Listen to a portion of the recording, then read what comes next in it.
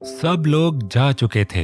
वो भी सोने के लिए रूप के कमरे में आई थी, मगर वहां रूप नहीं थी, तो उसे नींद भी नहीं आ रही थी। अरसल के पास से वो सीधा बाहर की सिमत जा रही थी, मगर रास्ते में ही उसे किर्रत आती दिखाई दी, जिसकी आंखें आंसुओं से लिबरेज थीं। वो हैरतजदा हुई। तभी चंबेली ने उसके कंधे पर हाथ रखा। माँ, किरत चाची क्यों रो रही थी? उसने तो हमेशा ही उन्हें हंसते हुए देखा था। तारा, आज तुम्हारी रूप आपी की शादी हो गई है तो वो बहुत उदास हैं, इसीलिए मैं तुम्हारे पास आई हूँ। तुम्हारे असवद चाचू भी काम में बिजी हैं, इसी वजह से मैं चाहती हूँ तुम यहीं रुक जाओ, उनसे बातें करो ताकि उनका दिल बहल जाए। अपने तोहफे की भी परवाह नहीं की, क्योंकि उसका भाई अपने से पहले उसके बारे में सोचता है। ये वो अच्छे तरीके से जानती थी। वो भले वहां मौजूद ना हो, मगर उसके रस्म का तोहफा महफूज है, इस बात का उसे पक्का यकीन था। यही वजह थी कि वो वहीं रुक गई थी। किरत चाची से बातें करके उसे वाकई में मालूम हुआ आज वो रूप की शादी की वजह से बहुत उदास हैं। जब तक वो उनके पास रही तब तक किरत उससे रूप के बचपन की ही बातें करती रही। ये सब बताते हुए हालांकि वो खुद को मजबूत और खुश दिखाने की बहुत कोशिश कर रही थी, मगर ना चाह कर भी बार बार उनकी आंखें नम हो रही थीं।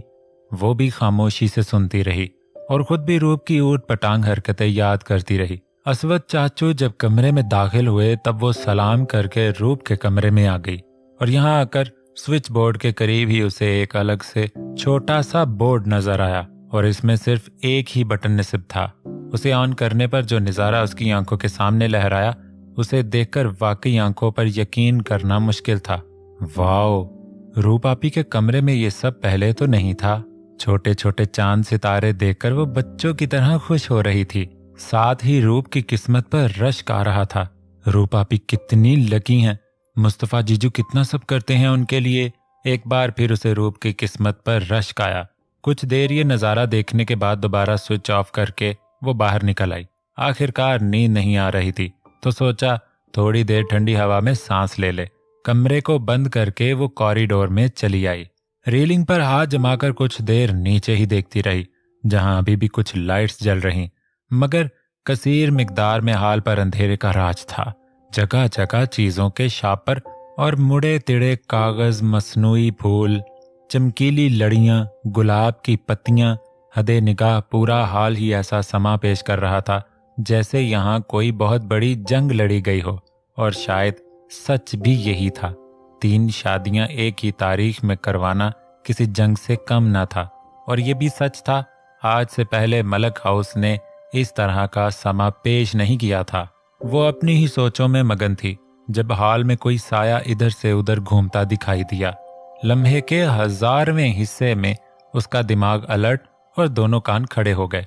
बिना डरे वो तेजी से सीढ़ियां उतरकर हॉल के उस हिस्से की जानिब बढ़ी जहां उसे अभी अभी किसी के साये का गुमान हुआ था। रुक जाओ, उसे ज्यादा मेहनत नहीं करनी पड़ी। वो साया उसे उसी जगह की कुछ दूरी पर मिल गया।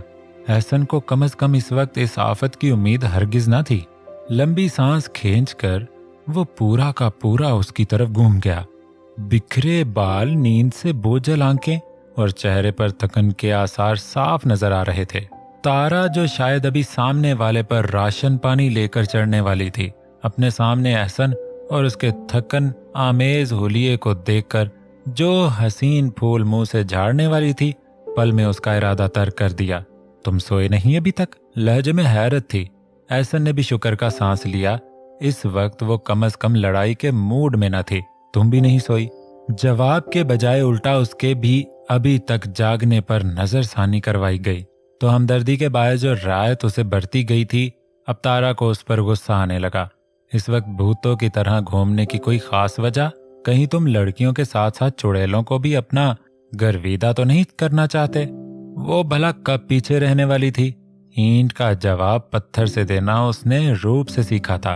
हाँ, ये और बात थी, ऐसा सिर्फ उसका सोचना था, जबकि एहसन की तरफ से कोई ईंट नहीं मारी गई थी। अस्तगफिरुल्लाह। अपने बारे में ऐसे ख्यालात सुनकर उसे अफसोस हुआ। भला उसके किस अमल से वो ये समझ बैठी कि वो लड़कियां पटाता है? वो तो गलती से उस पागल को अपने दिल में जगह दे बैठा था, जिसका इजहार खुद से करते हुए भी डरता था। भूख लगी थी, सुबह से कुछ खाया नहीं, तो वही देख रहा था कुछ खाने को है क्या। वो इस वक्त शायद ज्यादा बहस के मूड में न था। इसी वजह से अपने यहाँ मौजूदगी की असल वजह उसके गोश गुजार कर दी। अब सच में तारा को हैरत का शदीद झटका लगा। वो सुबह से भूखा था, मगर क्यों और कैसे? दिन भर के जितने भी मंजर उसके दिमाग में कैद थे, उनके मुताबिक आज वो घर के ज्यादातर काम खुद निपटा रहा था। अगर ये कहा जाए कि किरत चाची के बाद आज फंक्शन के सारे बड़े से छोटे काम का ध्यान इसने रखा था, तो ये गलत ना होगा। आओ मेरे साथ। तारा को सच में अफसोस हुआ। जहां 100 के हिसाब से मेहमान और फकीर आकर खाना खाने और जाया करने के अलावा अपने साथ पैक करवा कर भी ले गए थे, वहीं इसी घर में मौजूद वो शख्स जो सारे दिन से घिन चक्कर हुआ है, वो सुबह से भूखा है। बिना वक्त जाया किए वो तेजी से किचन की तरफ बढ़ी। किचन में रखी चेयर पर उसे बैठने का इशारा दिया। क्या खाओगे? वो सवाल भले उससे कर रही थी, मगर सर फ्रीजर में दिया था। पहले पानी दे दो। अब उसका मूड भी अच्छा हो गया था। ये बहुत अच्छी बात थी। वो मजाक के वक्त मजाक, लड़ाई के वक्त लड़ाई और फिक्र के वक्त फिक्र ही दिखाती थी। इस वक्त वो उसे कोई 15 साल की बच्ची ना लगी, बल्कि इस पर एक अच्छी समझदार लड़की का गुमान हो रहा था। यकीन करना मुश्किल था कि इस वक्त ये वही तारा है जिसने दिन में 2 बार इससे लड़ाई की और बाकी दिन उसे आंखें दिखाते और मुंह चढ़ाते गुजारा है।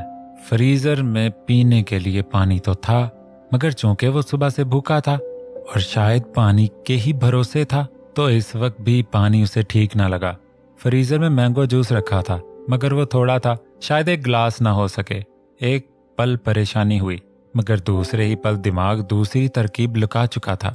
सारा मैंगो जूस गिलास में उंडेल जग को बेसन के करीब रखा। 7 अप की बोतल खोलकर आधे मैंगो जूस के गिलास में 7 अप उंडेल कर भर दिया। गिलास भरा तो उसे उठाकर एहसन के सामने रखा। इसे पियो, तब तक मैं खाना गर्म कर दूं। बिना उसकी तरफ देखे वो दोबारा फ्रीजर की तरफ मुड़ गई। एहसन ने तो पहले हैरत से गिलास की तरफ देखा। मैंगो जूस और 7 अप, ये ड्रिंक उसने पहले कभी पिया तो नहीं था, मगर ट्राई करने में कोई हर्ज ना थी और भूख भी शिद्दत से लगी थी। इसलिए बिना देरी किए गिलास उठाकर लबों से लगाया। ये नया ड्रिंक इतना भी बुरा नहीं था, बल्कि ये नया जायका जुबान को भला महसूस हुआ। गरम गरम कोरमे का बाउल उसके सामने रखकर साथ में गरम गरम नान भी रखे। खाओ। वो जो खामोशी से मगन उसकी एक एक कार्रवाई मुलाहिजा कर रहा था, अचानक आवाज पर हैरत से चौंक उठा। एक नजर टेबल पर सजे खाने की तरफ देखा, जिसकी इश्तियाल अंगेज खुशबू ने एक बार फिर उसकी भूख चमका दी थी। वैसे तुमने खाना क्यों नहीं खाया? एहसन से पहले ही उसने अपनी प्लेट सीधी करके कोरमा निकाला। याद नहीं रहा, मुख्तसर सा जवाब मौसूल हुआ। मगर तारा का हाथ एक पल हैरत से वहीं जम गया। कैसा इंसान था जो खाना भूल गया था? वो तो कभी चाह कर भी भूखा नहीं रह सकती थी। 3 वक्त के खाने के अलावा भी उसे दिन में और 3 बार भूख लगती थी। कभी कुछ क्रंची मंची खाने का दिल करता, कभी तीखा चटपटा, कभी ठंडा मीठा। इन सब चीजों की भी बाकायदा उसे भूख लगती थी और वह सारा दिन से भूखा था, सिर्फ इस वजह से कि उसे खाना याद नहीं रहा। स्ट्रेंज। भूख का एहसास भी नहीं हुआ। मन की हैरत ने लफ्जों की जुबान ओढ़ी। एहसन का एक पल के लिए निवाला वहीं रुका। अगले लम्हे दोबारा वो अपने काम में मशगूल हो गया। अपनी बात का जवाब न पाकर हैरत और हमदर्दी का भूत कहीं उड़न छू हो गया। हाँ, सड़ा पकौड़ा। मैं पागल थी जो खाना गर्म करके दिया। जब ठंडा खाना खाता तब जाकर इसका खराब दिमाग सही होता। जब वो किसी बात का जवाब नहीं दे रहा था तो वो क्यों बार बार पूछ रही थी? खुद भी सारी तवज्जो अपनी प्लेट पर जमाई। वैसे तो उसने शाम में सबके साथ खाना खाया था, मगर चूंकि खाना उसकी कमजोरी थी, इसी वजह से वो दोबारा खाना शुरू हो गई। कोई और वक्त होता तो वो नूडल्स बनाकर खाती, मगर इस वक्त कोरमे की खुशबू ने उसके मुंह में पानी भर दिया था। वो खामोश हो गई। वैसे तो पूरे किचन में 4 सू खामोशी का राज हो गया था। भले वो कोई जवाब नहीं दे रहा था, लेकिन वो बोल रही थी तो सुकून था। उसकी बातों का इस वक्त एहसन के पास कोई जवाब न था। वो छोटी थी और उसके जख्मों की गहराई हद से ज्यादा गहरी। उसकी उम्र नहीं थी कि वो उसके हालात समझ सके, और एहसन में इतनी सकत न थी कि वो दोबारा अपने जख्मों पर यादों का नमक छिड़के। खाना अच्छा था, मगर इससे ज्यादा खूबसूरत एहसास ये था कि आज वो झल्ली उसके साथ बैठकर डिनर कर रही थी। एहसन खान को ये दिन शायद जिंदगी में कभी नहीं भूलेगा। अपने कमरे में लेटे वो कितनी ही करवटें बदल चुकी थी। अरहम की एक बात ने उसका सुकून बर्बाद करके दिमाग में सवालों की बरसात कर डाली थी। रूप की तो शादी थी, वो उससे कोई सवाल पूछ ही न सकी, और पूछती भी कैसे। अगर उसने अरहम के बारे में सवाल किया तो बदले में जो सवाल रूप उससे करेगी उनका जवाब देने की हिम्मत शायद उसमें न थी। इतना तो वो क्लियर कर चुका था कि रूप से मोहब्बत नहीं करता। फिर वो रूप को क्यों परेशान करता था? सिर्फ गुंडागर्दी के लिए, उसे परेशान करने के लिए, या जाती दुश्मनी की वजह से? गुंडागर्दी के लिए तो बिल्कुल नहीं, क्योंकि बिला वजह वो किसी से पंगे नहीं लेता था। हाँ, मगर अपने मुखालफों के लिए जो भी जायज नाजायज उसे करना पड़ता था वो सब उसकी नजर में ठीक था। क्या मैं एक गलत इंसान के लिए अपने दिल में जज्बात रखती हूँ? दिल अजीब कश्मकश का शिकार हो चला था, मगर वो गलत कैसे हो सकता है? हम सब स्कूल से एक साथ ही पढ़ते आए हैं, और इतना अरसा मैंने तो उसे किसी लड़की की तरफ माइल नहीं देखा, बल्कि लड़कियों को देखकर उसका रिएक्शन ऐसा होता था जैसे इनको देखकर अरहम मलक के सर में दर्द होता हो। उसका रूप की तरफ माइल होना, बार बार उसके रास्ते में आना सबने नोट किया था, मगर इस बात को तमाम स्टूडेंट्स ने लाइट ले लिया था। रूप की शख्सियत ही ऐसी थी कि कोई भी उसका असीर हुए बिना रह नहीं सकता था। जब उसने अरहम का झुकाव रूप की तरफ देखा, अपने दिल के एहसासात को किसी कोने में बंद करके रख दिया। अगर वो उसके बजाय रूप को पसंद करता है तो उसमें इन दोनों की कोई गलती न थी, और रूप उसकी दोस्त थी, और दोस्त एक दूसरे की खुशियों की वजह बनते हैं, ना कि अपना गर्ज पहले रखते हैं। अपनी दोस्त की खुशियों के लिए वो अपने सब जज्बों से अनजान हो गई, और आज पता चलता है वो इंसान तो कभी उसकी दोस्त को पसंद ही नहीं करता था। अजीब उलझन थी जो सुलझने का नाम ही नहीं ले रही थी। एक बार फिर वो उसी कमरे में आ गई थी जहां चंद दिन पहले उसे चांद लाया था, मगर कमरे का रंग और रोगन मार्बल सभी वैसा ही था। लेकिन अगर किसी चीज में तब्दीली आई थी तो वो कमरे की डिजाइनिंग और कीमती फर्नीचर था। अपने बाप की तरफ से तो उसे दुआओं की भी कोई खास उम्मीद न थी, फिर क्या चांद के माँ बाप ने उसके यहाँ आने की खुशी में किया था? दिमाग में एक उम्मीद सी जागी, क्या पता इन लोगों के दिलों में भी उसके लिए कोई जगह बन गई हो। ये सब फर्नीचर किसने? शायद अपने सवाल का जवाब मिलने की कोई उम्मीद न थी तो वो सवाल भी अधूरा छोड़ गई, मगर चंबेली उसके सवाल को समझ गई थी। ये सब किर्रत और असवद भाई ने दिया है तुम्हें।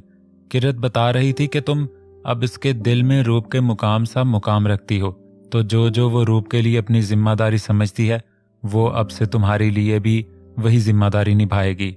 इसीलिए जैसा जहेज रूप के लिए अरेंज करवाया बिल्कुल वैसा ही तुम्हारे लिए भी बनवाया। वो नॉर्मल अंदाज में उसकी उलझन सुलझा गई थी। अंदाज ऐसा था जैसे उनके दरमियान कभी कोई तनाव न रहा हो। इस वक्त लहजे में अगरचे अपनायत की कोई खास रमक मौजूद न थी, मगर अजनबियत भी न थी।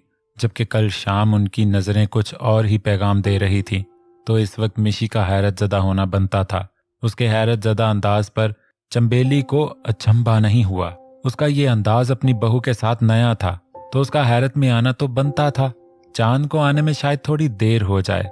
बाहर सलीम के बिजनेस पार्टनर और कुछ दोस्त चांद को उसकी शादी पर मुबारकबाद देने आए हैं। इखलाक निभाना पड़ता है, तो जब तक वो रहेंगे चांद वहीं बिजी रहेगा। तुम अगर आराम करना चाहो तो कर सकती हो, लेकिन इससे पहले मैं तुम्हारे खाने के लिए कुछ भिजवा देती हूँ। एक बार फिर उसे हैरान परेशान छोड़कर वो जा चुकी थी, और वो उन्हीं सोचों में गुम थी कि आखिरकार ये काया पलट कैसे और क्यों कर हुई। वो सिद्दीक के घर से कुछ ही मिनटों के फासले पर था जब उबलते दिमाग में अपने करीब बैठी लीजा का ख्याल आया। एक तो वो बददिमाग लड़की पहले ही गुस्से में थी, और वैसे भी वो अपना प्लान या फिर कोई भी गलत कदम उसके सामने नहीं उठा सकता था। मंजिल के इतने करीब पहुंचकर उसे दोबारा वापस लौटना पड़ा तो दिमाग में गुस्से का लेवल थोड़ा और ज्यादा बढ़ गया। शिट यार। आधे घंटे में लीजा को उसके घर के ऐन सामने उतार कर वो वापस तेजी से सिद्दीक हाउस की तरफ बढ़ गया। आखिरकार ये उसकी जिंदगी का सबसे बड़ा मकसद था।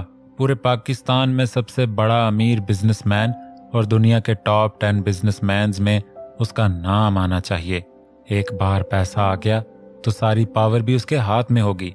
सिद्दीक के साथ साथ शम्स शाह को पीढ़ियों दर पीढ़ी मिली जाने वाली अरबों की जायदाद पर भी वो अपना हक समझता था।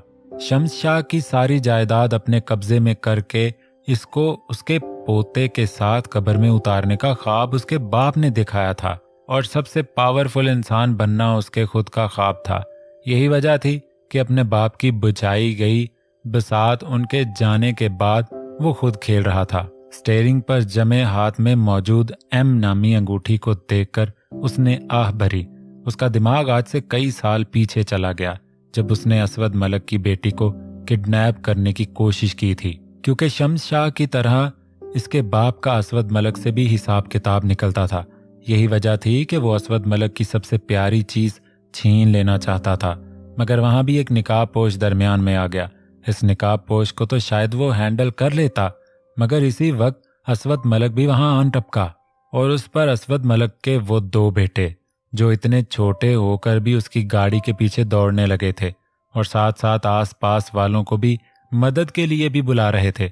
एक पल के लिए तो उसे लगा कि वो आज पकड़ा जाएगा, वरना आज से कई साल पहले वो एक इंसान की जिंदगी तो तबाह कर ही देता। मगर शायद उस वक्त किस्मत उसके साथ नहीं थी।